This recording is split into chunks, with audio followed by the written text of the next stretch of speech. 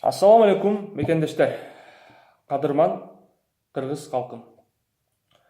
Ыйык Рамазан айы барыңарга маарет болсун. Бул куттуу айда баарыбыз куттуу болууга умтулалы. Улуу айдын урматына жараткан ислам ааламына тынчтык, амандык, Кыргызстанга бейкуттук жана мамлекет башчыбызга ыйманын сап, кажыбас кайрат берип, мамлекеттик саясатыбызды туура нукка буруусун насип кылсын. Жана президентибиз элге, жерге кыянатчылык кылып жаткан кыянатчыларды мыйзам чегинде жоопко тартсын деген тилектебиз жана ишеним көрсөтүп колдоп кетебиз.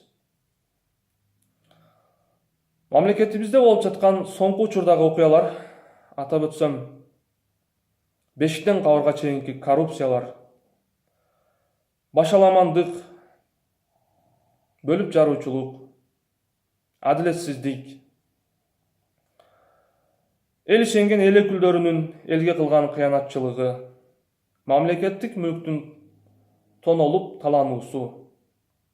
Бул мүлктүн отчетун берүү үчүн аткаминерлер логикага сыйбаган, жаш бала окса күлө турган отчет менен элди алдоолору элдин кыжырын келтирди.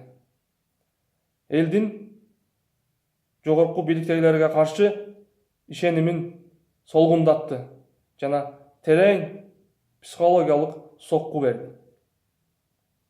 Чынында эле депутат, министрлерге каршы элдин эч кандай сый урматы, үмүтү, ишеними калган жок да.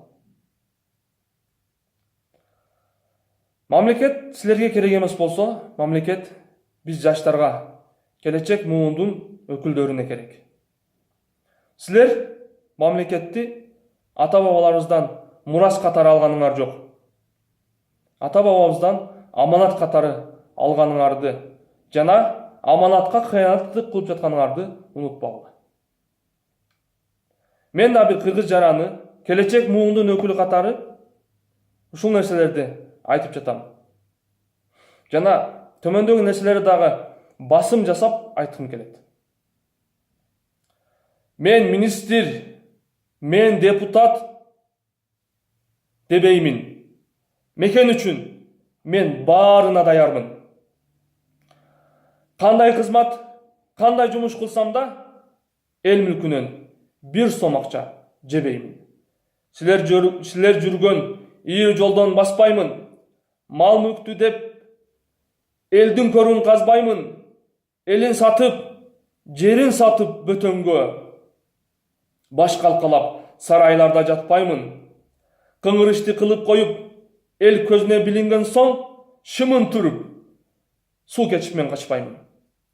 Эй эреендер, көкүрөк керип, мен депутат, мен министр дегендер, жетим жесир, кары картаң акысын бөлүп алып жегендер.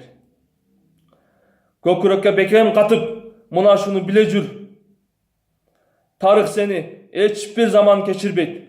Ата бабам канын төгүп, жанын берип, шейит болуп, бизге берген жерлерди сен келе сол, акча үчүн, мал мүлк үчүн бөтөндөргө бергендер. Айтып жатам сөздөрүмдү, бир кайгырып, бирде ыйлап, көздөрүмдө жашым бар. Сага акыл үйрөткөндөй болбойм, билем жашмын, эми эле 25те жашым бар. Бирок чындык ушундай. Эл мүлкүнө кол салууга, арзыбаган буюмдарды евролорго алууга жан дүйнөм эч жол бербейт. Анткени көкүрөктө ыйманым бар. Элдин мүлкүн жегендерди, жетим жесир кесири албетте урат. Ошолорду ойлоно алам. Шүгүр менин башым бар. Эсиң барда этегиңди жыйсаңар. Адам көзү той бойтко эч, жалгыз гана топурактар тойдурар. Ошондуктан напсиңерди тыйсаңар.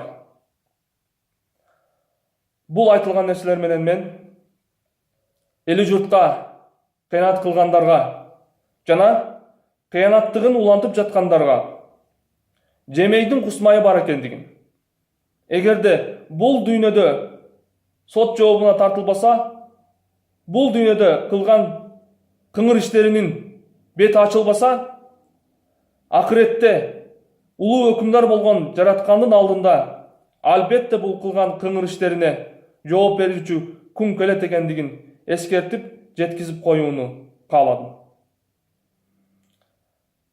Ыйык Рамазан айында бул кыянатчылар, кыянаттыгын уланып жаткандар тообо кылып, тообосуна жараша мындан ары кадам ташташса, мамлекеттин, элин, жердин келечегин ойлой баштаса, мен максатыма жеткен болуп эсептелем. Аманчылыкта калыңыздар.